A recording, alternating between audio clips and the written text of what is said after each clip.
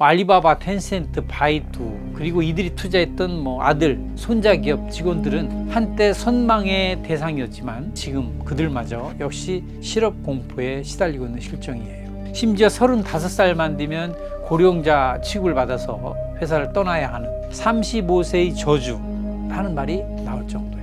결국 이건 국가 체제와 관련된 문제야. 국가 힘이 너무 강해. 국가 권력이 국민의 권리를 압도하고 국가의 정책이 시장의 자유를 가두고 있기 때문에 나타나는 현상이에요.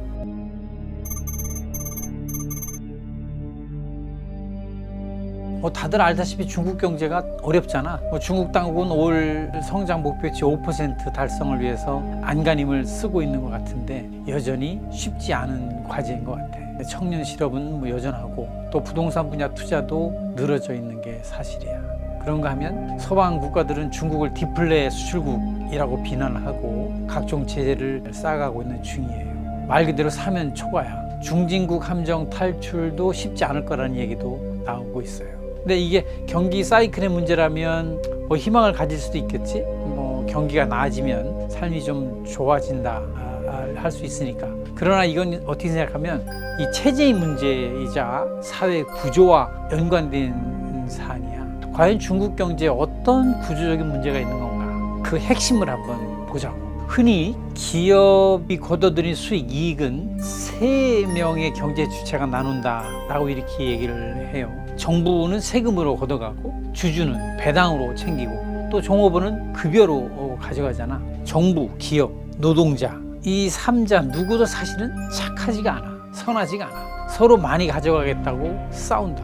노동자 파업이 그래서 발생하는 거예요. 중국은 어떨까? 상하이 한 부동산 컨설팅 업체를 만나 저녁을 같이 먹는데 그 사람에게 이제 중국의 구조조정 방법이 어떠냐 이렇게 물으니까 너무 쉽다라고 대답을 하는 거야.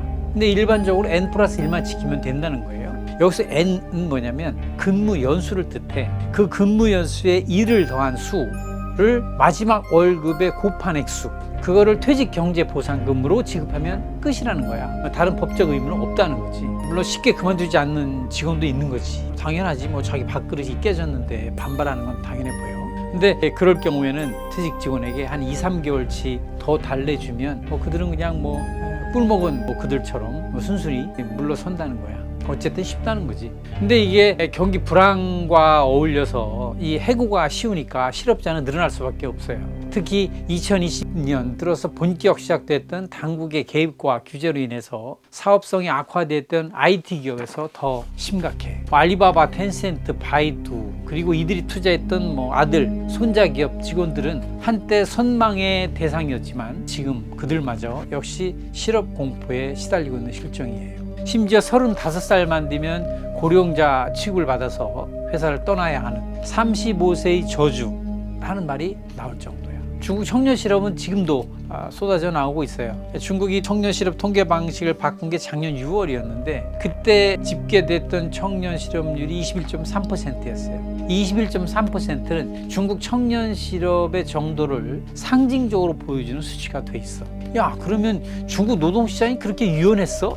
이런 말이 나올 법 하잖아. 그렇지 않아요. 중국 노동시장이 유연해지려면 실업기간을 큰 충격 없이 건널 수 있도록 어떤 사회보험제도가 완비되어야 하고 또 직장을 잡기 위해서는 여러 교육제도가 보완이 되어야 하지만 중국은 그게 안 돼 있는 실정이에요. 그러니까 중국 노동시장이 유연한 게 아니라 중국의 노동이 불안하다라고 말하는 게 맞다는 거지. 그러니까 늘어나는 건 사실 임시직군이에요. 단기 일자리로 생계를 유지하는 사람들을 기그워커라고 얘기를 하는데 홍콩 사우스차이나 모닝 포스트 보도에 따르면 그 기그워커가 중국에 약 2억 명 정도 이른다는 거예요. 전체 노동자의 약 23%가 단기 노동자라는 것이지. 물론 지금까지 이야기한 건 다 민영기업의 사례예요. 국유기업은 여전히 철밥통 성격이 강해. 그러나 중국 도시 노동자의 약 80%가 민영기업에서 일한다는 걸 고려하면 이 노동 불안은 전 사회적 현상으로 봐야 된다라는 게 내 생각이야. 근데 과연 이런 일이 왜 생길까? 노동자들의 힘이 너무 약하기 때문이에요.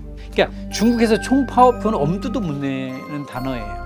노동자 조직인 공회라고 있어. 근데 이 공회는 공산당의 뜻에 따라 움직이는 어용 조직 성격이 강해요. 단체 교섭권은 있지만 단체 행동권은 또 없어. 임금 올려달라고 뛰들고 파업하면 금방 잡혀가는 거지. 노동자들이 자기 목소리를 낼 수 없으니까 회사 이익 배분에서 그들의 몫은 줄어들 수밖에 없는 거예요. 결국 이건 국가 체제와 관련된 문제야. 국가 힘이 너무 강해. 국가 권력이 국민의 권리를 압도하고 국가의 정책이 시장의 자유를 가두고 있기 때문에 나타나는 현상이에요. 국가는 성장을 이유로 기업 편에 서고 있어. 그러니까 종업원들, 즉 소비자들은 자기의 권리를 주장할 수가 없는 거지.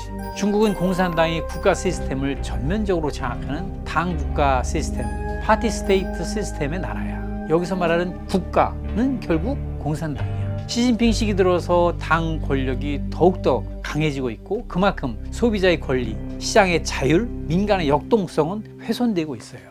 또 이런 문제는 중국 전체 경제 구조의 투영이 돼. 임금이 적으니까 가계소득이 낮고 소비가 위축돼요. 중국의 전체 GDP에서 소비가 차지하는 비중은 약 55% 수준이야. 근데 이거는 대략 70%에 이르는 선진국에 비교해보면 크게 못 미치는 수준이에요. 당연히 성장 동력이 저하될 수밖에 없는 거예요. 그래도 국가로서는, 당으로서는 성장은 해야 돼. 중국은 내수가 빈약하니까 어떻게 하겠어요? 결국 성장을 투자, 수출에 의존할 수밖에 없는 거예요. 그게 이제까지 중국의 성장 방식이야. 기업은 종업원들을 착취해서 이익을 많이 내. 생산이 많다는 것이지. 그런데 소비 여력은 낮아. 그러니까 어떻게 하겠어? 시장은 언제나 공급 과잉이에요. 디플레의 원인이 근본적으로 거기에 있는 거야. 어쩌겠어? 다시 수출을 해야지. 그래서 중국이 디플레 수출국이다라는 비난을 받고 있는 거예요. 자, 이런 거는 중진국 함정 탈출을 어렵기도 해요. 소득이 높아진 중산층이 대거 소비에 나서고 경제 구조가 소비 중심으로 바뀌어야 선진 경제 진입이 가능해요. 중진국 함정에서 탈출한 나라들은 사실은 다 그랬어. 우리도 80년대 말이나 90년대 초에 전국적인 노동자 임금 투쟁을 통해서 기업의 부가 가계로 많이 전이될 수 있는 그런 계기가 마련됐어요. 중산층이 두텁게 형성된 거지. 그게 우리나라 선진국 진입의 동력이었어요. 근데 중국 그게 안 되는 거야. 왜? 국가 힘이 너무 강하니까. 국가의 권력에 감히 민간이 대들 수 없으니까. 그래서 아까 얘기했던 N+1 해고라는 것은 그 중진국 탈출의 순환 구조가 작동하지 않다는 걸 보여주고 있어요. 시진핑 주석은 지금도 공동 부유를 외치고 있어요. 당 중심의 정치 체제를 디자인하고 경제 운영에서도 이념을 강조해. IT나 사교육이나 부동산 등 분야에 앞서 나간 민영 기업에 제재를 가하고 있잖아. 그러나 실제 노동자들의 삶은 나아지지 않았고 성장의 질도 개선되지 않았어요. 중국 공산당은 노동자 농민을 기반으로 설립됐고 지금도 노동자 농민의 이익을 보호하기 위해서 일한다고 외치고 있어. 그러나 당의 정책 결과는 거꾸로 나타나고 있는 것이지. 시진핑식 공동부유의 한계인 것. 그게 오늘 중국이 갖고 있는 중국 경제의 모순이기도 하고